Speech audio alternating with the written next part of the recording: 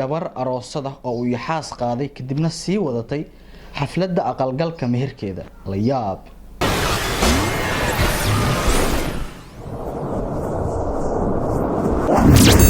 Assalaamu calaykum nabad daawade waxaan ahay Mustafa Cabdullaahi Maxamed halkaad iga daawanaysaana waa Doohal Official.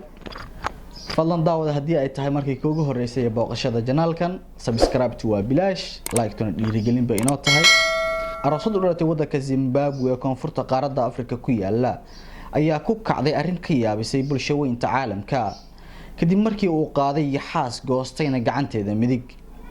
gabadhan ayaa go'aansatay ayadoo qabta dhaawacaas aadka u culus in ay sii wadato xafladda aqalgalkeeda halkaasina ay ka sii socoto.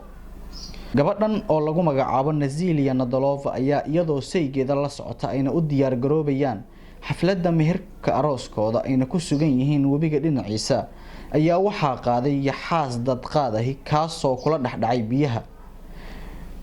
ugu dambeyntii gurmad loo sameeyay ayaa waxaa lagu badbaadiyay Nazilia Nadalova ase yeeshee waxaa nasiib darro ay weeday 70% gacanteedii midig taasoo ku sababtay inay noqoto naafo. inkastoo dadaal dheer loo sameeyay dhakhaatiirtuna ay la tacaaleen kaliya waxaa lagu guuleystay in la badbaadiyo nolosheeda halkaasi oo ay ku noqotay naafo. waxa uu ahaa xalka kaliya ee loo sameeyay gabadhan aroosada ah ee ay nasiib darrada ku habsatay. Nazilia Nadalova ayaa markii ay soo kacday oo ay ka soo kacday suuxdinta waxa ay saygeeda ka codsatay inuusan baajin arooskooda. dadaal dheer oo uu sameeyay saygeeda ayaa waxa uu ku soo idlaaday natiijo la'aan.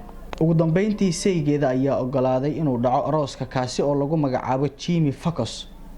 waliba aroosadan waxaa ka muuqday diiftii iyo darxumadii uu geystay qaniyadii yaxaaska oo waliba uu ka goostay gacanteeda midig.